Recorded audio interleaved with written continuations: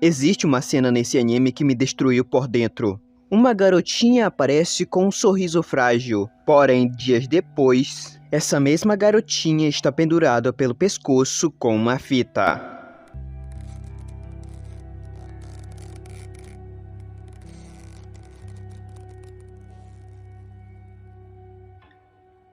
A fita, ela foi dada por um alien inocente que só queria vê-la feliz. Esse anime não é só mais um anime. Ao assistir, você sente a dor da existência e como o mundo pode ser cruel e injusto, sendo um reflexo da própria realidade. Hoje eu não só vou trazer essa história, eu quero te mostrar o que está por trás dela, que pode ser algo tanto sombrio e assustador, quanto algo impressionante e revelador. Eu vou utilizar uma perspectiva que tem a minha marca para analisar esse anime. É algo que realmente foge do padrão do YouTube. A minha análise tem raciocínio lógico. Porém, será que ela é verdadeira? Será que ela explica o sofrimento da Shizuka? Será que ela explica o Takopi? Será que ela explica a Marina? Bem, é isso que eu quero lhe mostrar nesse vídeo. A gente vai entender a história de Takopi no Genzai.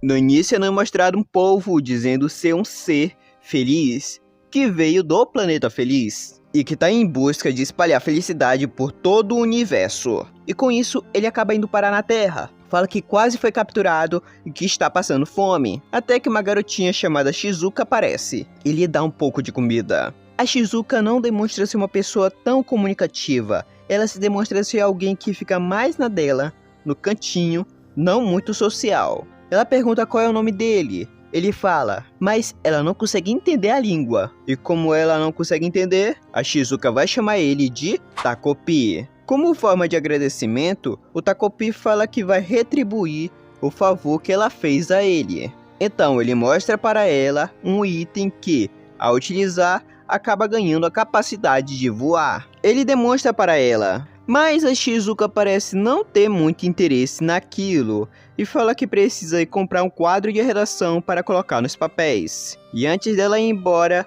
o Takopi grita falando que aquilo que ele ia dar para ela é muito divertido. E aqui a Shizuka ela se vira e diz que mesmo se ela pudesse voar, aquilo não mudaria absolutamente nada na vida dela. Aqui a gente já percebe que tem coisa mais profunda que a Shizuka está guardando dentro de si e que isso vai ser provado mais pra frente no anime, pois para alguém responder que recusa a capacidade de voar, deve estar acontecendo algo muito sério na vida dessa pessoa. Já que se derem para mim um item mágico e que aquilo me dará poder de voar, lógico que eu aceitaria, pois nem todo mundo teria aquela mesma chance. Então aqui já podemos ver que algo não está bem na Shizuka, pois o jeito que ela respondeu o Takopi, falando, mesmo se ela pudesse voar, aquilo não mudaria nada na vida dela, foi um jeito de alguém que está passando por problemas. No dia seguinte, a Shizuka retorna até o local onde encontrou o Takopi. Ela e ele estão mais escondidos da visão de quem está passando na estrada.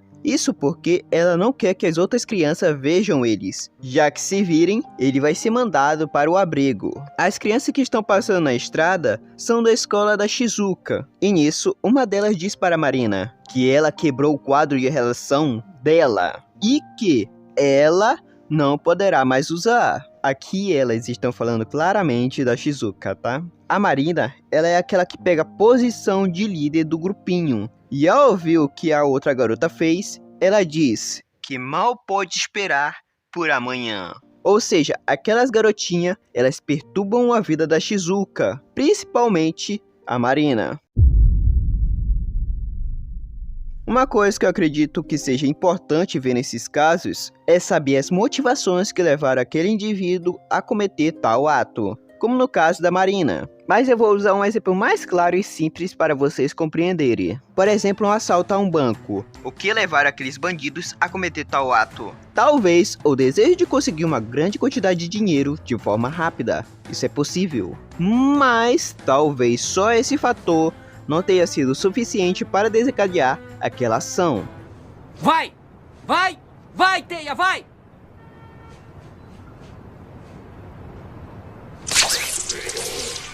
David Hume, um filósofo do século XVIII, explica que não podemos perceber a relação de causa e efeito diretamente. Então, quando vemos uma bola de bilhar batendo em outra, a gente só vê que dois eventos acabaram de acontecer. Ou seja, não vemos força causal, somente A e depois B. Um exemplo para deixar mais claro é que quando vemos dois eventos acontecendo juntos e repetidamente, esperamos que o primeiro evento tenha desencadeado o segundo. Porém, se pegarmos o evento da bola de bilhar, teremos que levar em conta outros fatores, como a força que o jogador tenha utilizado no taco para movimentar a bola, e até mesmo o tamanho e o modelo do taco. A gente simplesmente diz que certo evento gerou outro por conta do hábito, não por razão. Isso para David Hume seria simplesmente uma expectativa psicológica e não vem de uma demonstração lógica.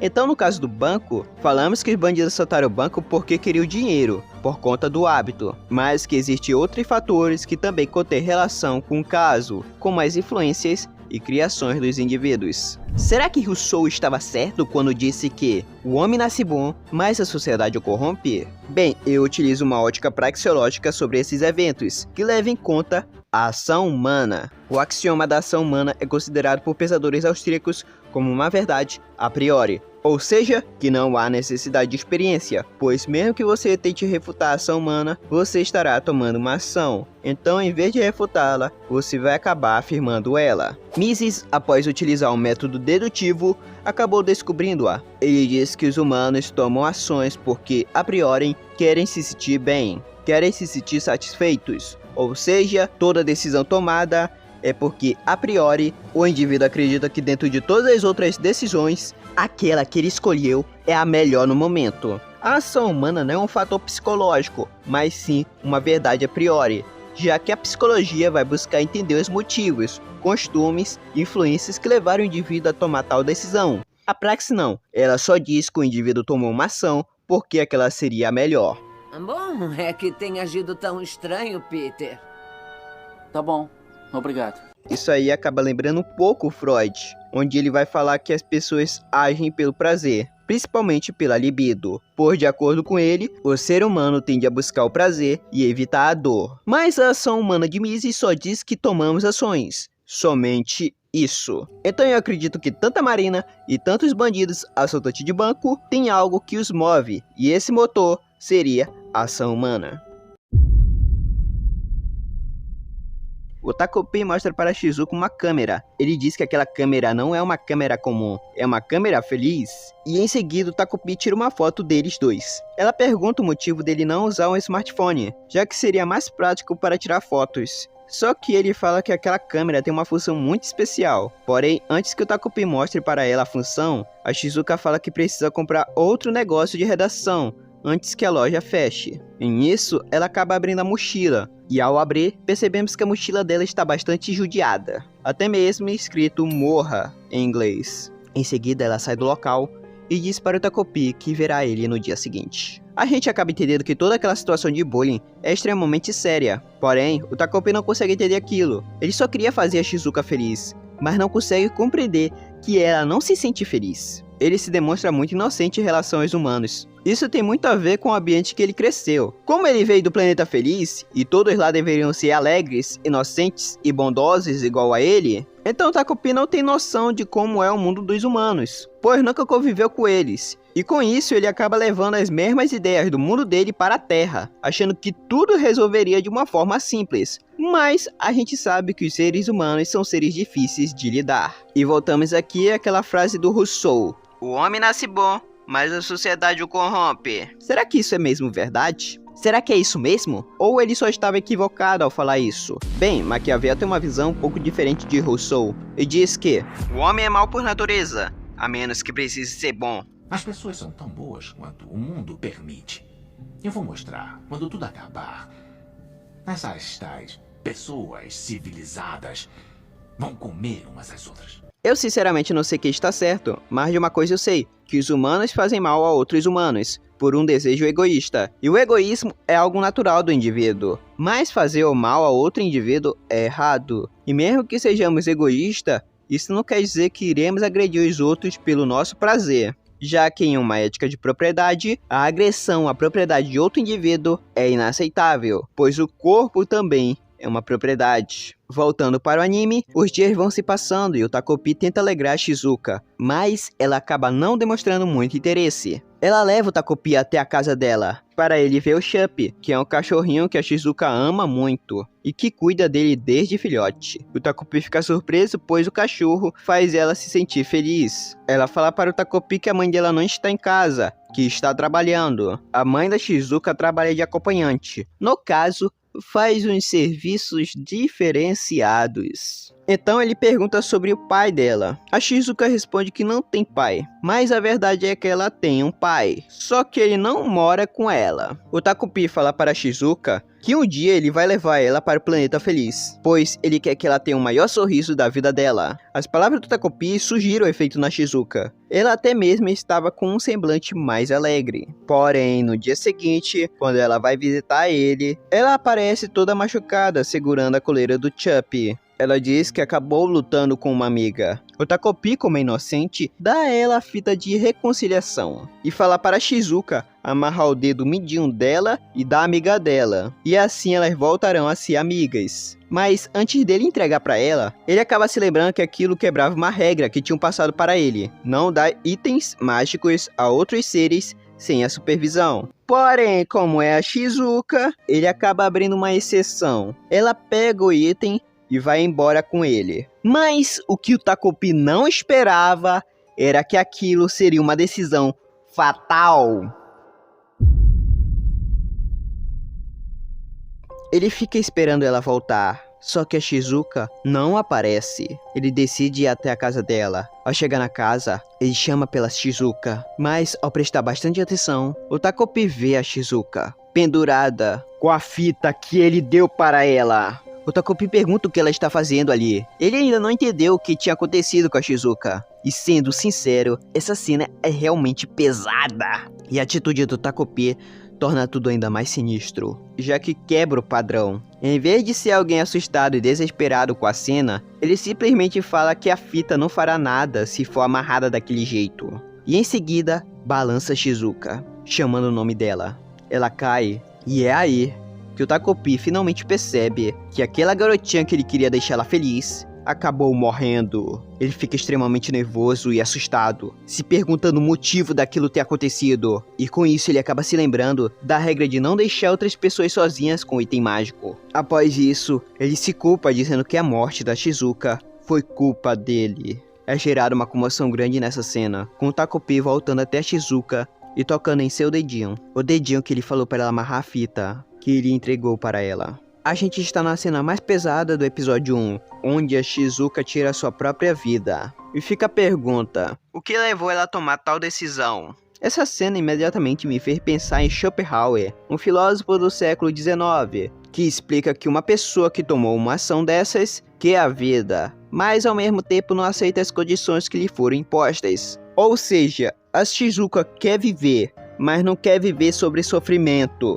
dor e frustrações. Em resumo, a vontade ainda estaria ativa, já que retirar a própria vida não seria uma negação da vontade, mas sim uma forma de afirmá-la. O Schopenhauer parte de uma ideia onde o mundo que a gente percebe é uma representação, ou seja, tudo aquilo que a gente percebe passa por nossa mente. Só que por trás dessa representação existe uma realidade, a vontade. Então, na filosofia schopenhaueriana, a vontade seria a força irracional e eterna que move os seres humanos. Ela simplesmente não tem fim, ela sempre vai ficar querendo. E como querer seria sofrer, logo toda a existência humana é sofrimento, onde você só poderia ser menos infeliz.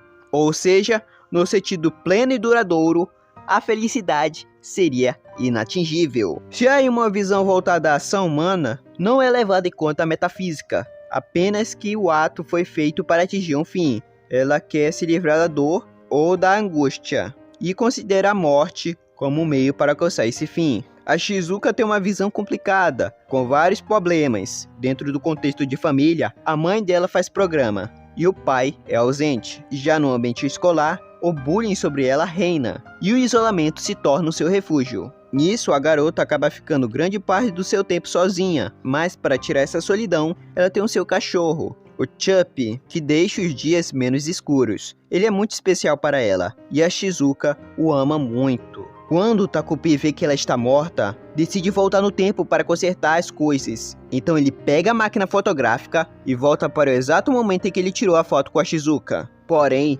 nada do que ele faça parecia funcionar. Todas as vezes que ele voltava, todas as vezes que ele tentava, o futuro sempre era cruel e catastrófico. E todas as vezes que a Shizuka perdeu o Chup, ela acabou olhando demais para o abismo. E o abismo a olhou de volta com um sorriso. A Shizuka ela acabou perdendo a coisa que a deixava feliz. Ela perdeu algo que amava bastante. Porém, esse amor retorna em uma forma diferente. Retorna como dor, como sofrimento. O cachorro dela era como se fosse um remédio que a deixava bem. Mas quando ela perdeu ele, o que restou para ela? O que restou? Franz Kafka uma vez disse que tudo aquilo que você ama, você eventualmente perderá. Mas no fim, o amor retorna em uma forma diferente. Nesse caso, o amor que a Shizuka sentia retornou como dor. E como dor é querer, e querer é dor, ela não suporta aquilo que a vida lhe deu. E como uma forma de negação, ela acaba fazendo aquela coisa triste. Pois ela queria viver, mas queria viver ao lado do Chup, sendo feliz. Então a gente vê vários fatores que acabam se acumulando.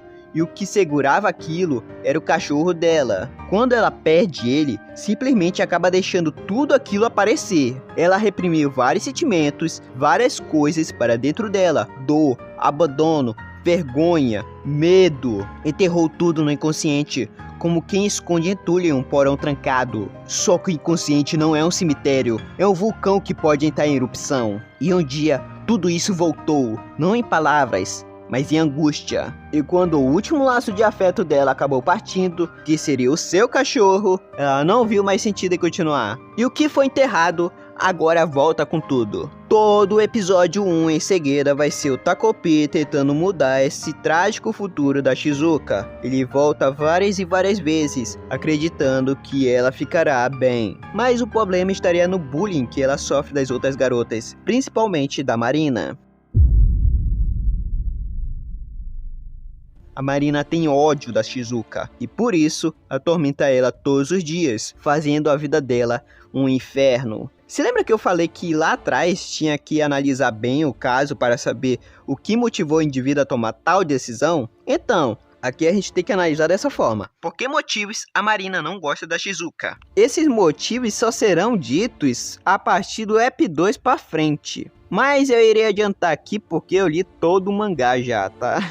Mas eu vou tentar não dar tanto spoiler ainda. O pai da Marina gasta dinheiro com a mãe da Shizuka, que faz uns serviços aí. Isso cria uma desestrutura familiar na casa da Marina. E é aí que entra o ponto central. Pois mesmo que a Shizuka não tenha uma vida boa, mesmo que a mãe dela viva dessa forma, e ela mesma sofra bullying, a Marina enxerga como parte do mal que destruiu a sua família. A mente dela começa a ligar os pontos de forma inconsciente. Se o meu pai gasta dinheiro com a mãe da Shizuka, então ela é parte da razão pela qual ele está se afundando, e afundando minha família. A Shizuka vira o alvo de todo o ódio. Essa raiva é alimentada por uma dor que a Marina não consegue enfrentar diretamente.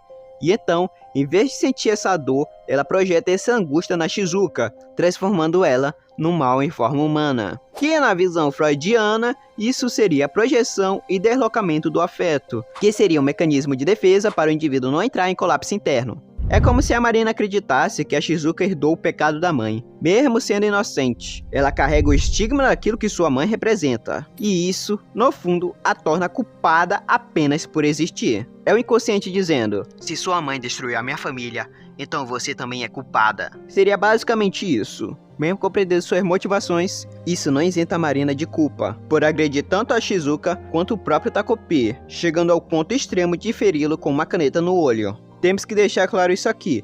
Isso é errado, porque independente se você tem problemas em casa, eticamente falando, agredir uma pessoa pacífica é agredir a propriedade privada. E se você acredita em Deus, só siga o seguinte: não faça aquilo que não queres que faça com você. Então você gostaria de levar uma canetada no olho? Ter o olho furado? Não. Então pronto, acabou.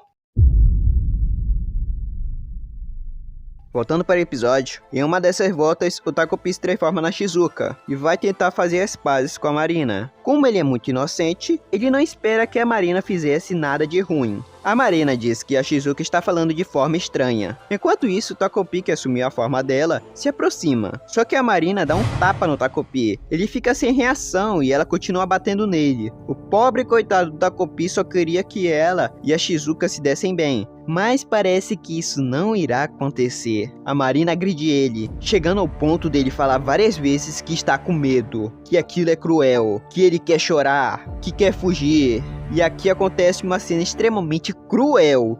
Cruel! Ela enfia a caneta no olho do Takopi. E a Marina faz isso sem dó, sem compaixão, sendo totalmente fria. O Takopi volta no tempo, mas dessa vez ele volta traumatizado. Quando ele está no banheiro, acaba sentindo medo e começa a chorar. Ele não consegue dar outro passo, pois as memórias do que ele viu e sentiu antes começam a perturbá-lo. O Takopi quer salvá-la, ele quer tomar o lugar dela, porém ele acaba se julgando e dizendo que é um covarde, pois mesmo que ele queira muito, ele não consegue agir. Ele fica paralisado, só que ele consegue pensar em algo e decide não enfrentar a Marina diretamente. E com isso, Takopi se transforma na Shizuka e vai chamar a professora, e ele consegue ajudá-la dessa forma. Depois, quando ele está conversando com ela, o Takopi diz que é um fracasso, mas mesmo assim ele vai continuar ajudando a Shizuka, para que ela não precise morrer novamente. Aqui o Takopi cria coragem para enfrentar os seus medos. Nietzsche, um filósofo do século XIX,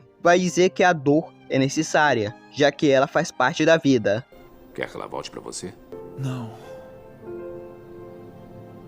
Eu quero que ela seja feliz. Custe o que custar.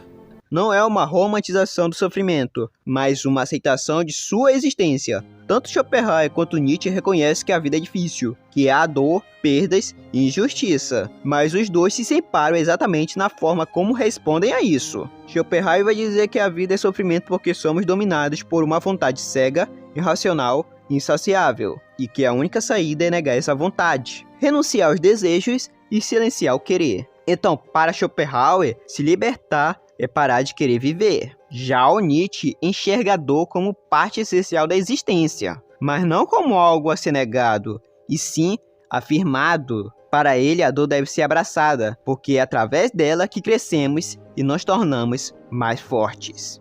Isso aqui não é história, não. Isso aqui é a nossa vida.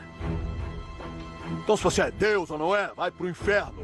Isso nos leva à ideia do eterno retorno, onde um demônio pergunta se você aceitaria viver essa mesma vida infinitas vezes. Se a sua resposta for não, é sinal de que você estaria vivendo errado. Mas se sua resposta for sim, então você estaria vivendo de forma correta, pois estaria aceitando a vida não só pelos prazeres, mas também pelas dores, fracassos e as perdas. E é exatamente isso que, de acordo com Nietzsche, o Takopi faz. Mesmo com trauma, mesmo com medo, mesmo sem sentir um fracasso, ele decide continuar. Ele aceita o peso do sofrimento, mas não se entrega. Ele volta, revive, insiste, não foge da dor. Ele age apesar dela, pois ele diz que mesmo se sentindo fracassado, ainda vai continuar ajudando a Shizuka, para que ela não precise morrer novamente. Em vez de se sentir paralisado pelo trauma, ele o converte em motivo para salvar a Shizuka. Essa seria a afirmação da vida, com tudo que ela tem de trágico. Mesmo com dor,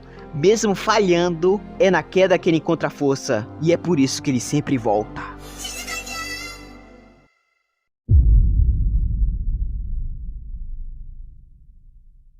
Antes, eu utilizei a vontade de Schopenhauer para tentar compreender o trágico fim da Shizuka, onde ao não aceitar as situações impostas à vida dela, ela acaba cometendo aquela coisa triste. E agora eu utilizei a situação de dor como forma de aceitação da vida. Eu vejo que a dor está nesse mundo, e eu não olho só para ela, mas também para toda a vida como um processo, que seria aquilo que o Nietzsche fala no livro O Crepúsculo dos Ídolos, da Escola Bélica da Vida: aquilo que não me mata me fortalece. Então chegará um ponto que a dor é tão grande que o indivíduo acaba cometendo aquela coisa triste. Mas em outras situações, a dor é utilizada como motor para o crescimento e amadurecimento, que o indivíduo não chega a esse mesmo ponto que a Shizuka, e que isso pode ser utilizado como processo de autoconhecimento pessoal. E como Carl Jung disse uma vez, para que uma árvore toque os céus, primeiro ela deve ter raízes tão profundas ao ponto de tocar no inferno. Mas lembre-se, nada pode escapar do inconsciente. E além disso, cada indivíduo é diferente. João pode lidar melhor com certas situações do que Tiago, e Tiago pode lidar melhor com outras situações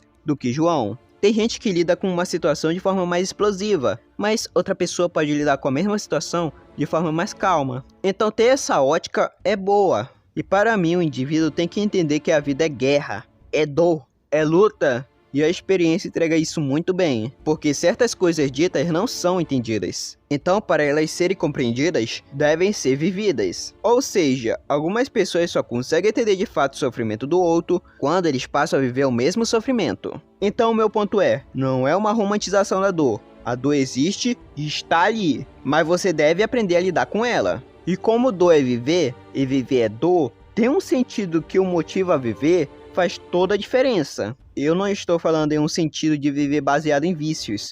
O sentido da minha vida é jogar no tigrinho. Cara, pouca gente sabe disso, mas eu comecei fazendo entrega no iFood e moto Uber lá na minha cidade, tá ligado? Não, não é isso que eu estou falando. E sim, em algo maior. E aqui podemos colocar Deus, podemos colocar sua família, podemos colocar as pessoas que você ama, podemos colocar fazer o bem, ou tudo isso junto. A dor é o preço da existência, mas o sentido é o que transforma esse preço em caminho. No episódio 2, 3 e 4 e sucessivamente, são episódios muito interessantes, e que eu ainda irei trazer aqui, pois tem muita coisa a ser tratada ainda nessa obra. O que eu falei só foi a ponta do iceberg, só para iniciar, mas dependendo do feedback que vocês derem, eu irei trazer o restante, porque eu já vi todo o mangá. E a parte 2 seria o complemento dessa parte 1, que seria até o final do mangá. Então convido vocês a continuar comigo nessa jornada, se inscrevendo e comentando as suas ideias nos comentários. Também se inscreva no canal do Lone, ele me ajudou nas edições e deu a ideia da produção desse vídeo.